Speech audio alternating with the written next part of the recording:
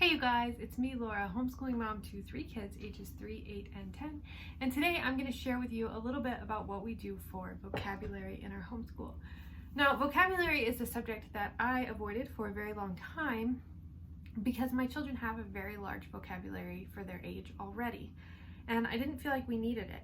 However, I've discovered that if we do vocabulary in a little bit of a child-led way that very much is in context with what we're learning, it can actually be a really fun experience and boost vocabulary for everyone. So let me explain to you a little bit about my thought processes behind how we do vocabulary, and then I'll show you a little bit more about how we do it. But I've been doing a lot of reading over the past few years about language and language learning and reading and writing and all of those things.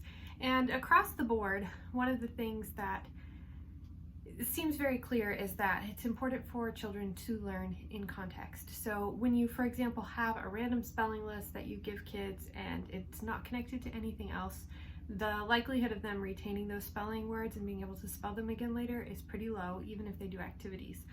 The same is true for vocabulary. If you give kids a large list of vocabulary words that they work on for a week with various activities, but they're not using those words in context and in real life, they're likely not going to retain them very well, and they're not going to store them in their brain in a way that they can use them frequently in their writing and in their speaking.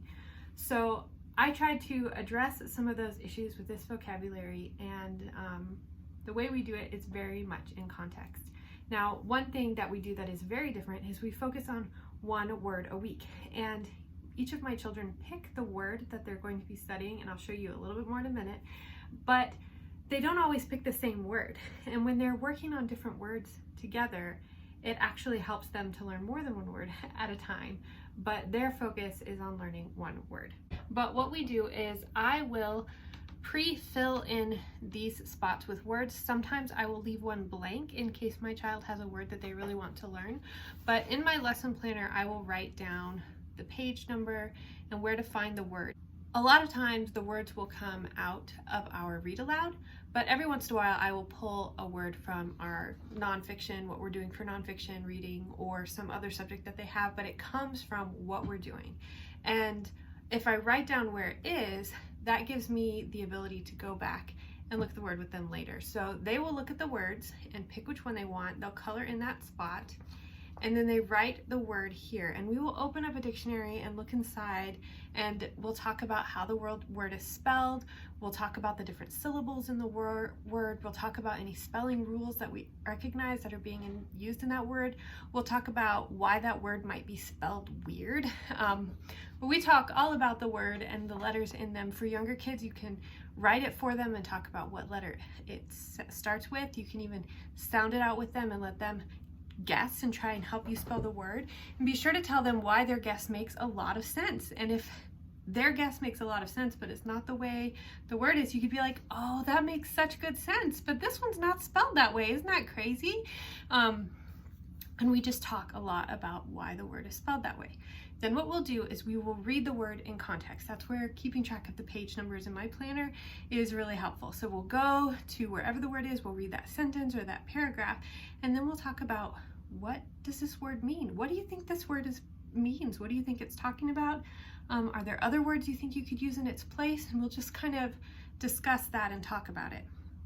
Then we'll look in the dictionary, or we'll use Siri or whatever we happen to have, and we'll pick the definition that matches the word in our context, the correct definition for the context that we've been reading the word in, and we will write down the definition. If you have a child who is not old enough to write, you can let them tell you what to write.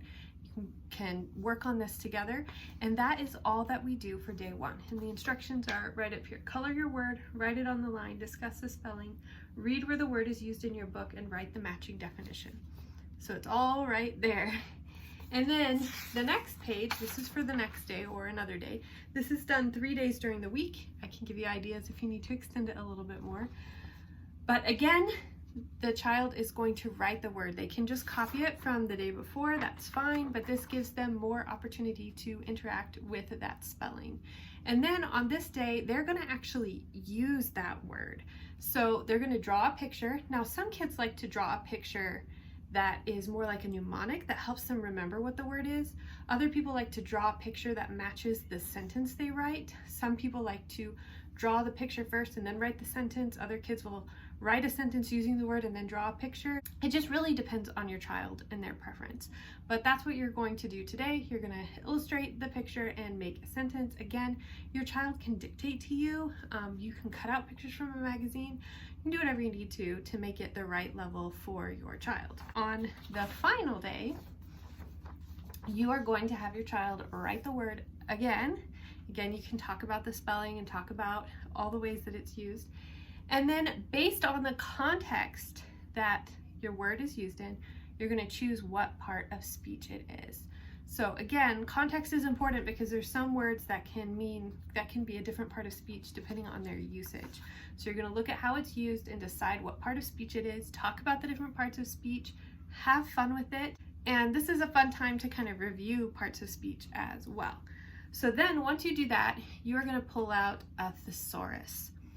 And you're going to look up synonyms and antonyms for the word.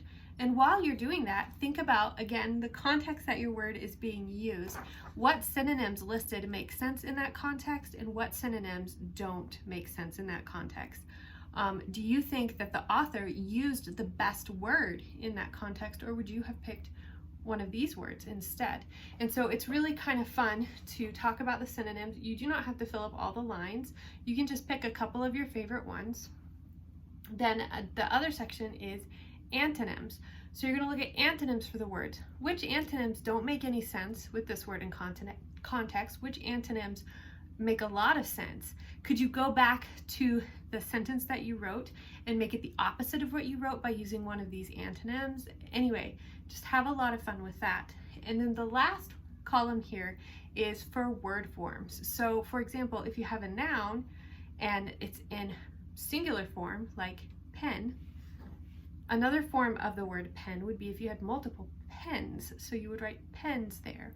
Or if you have a verb, jump, you could say jumping, jumped, all those different word forms. And usually those are listed in a dictionary or a thesaurus, so you can get those from there and have fun with that too. And those are the 3 worksheets that go with this.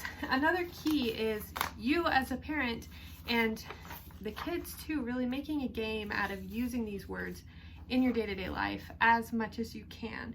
So you can even turn it into a game to see who can use a word the most ways. You can do all sorts of things with it, but trying to use this word as much as you can, trying to tell people about it.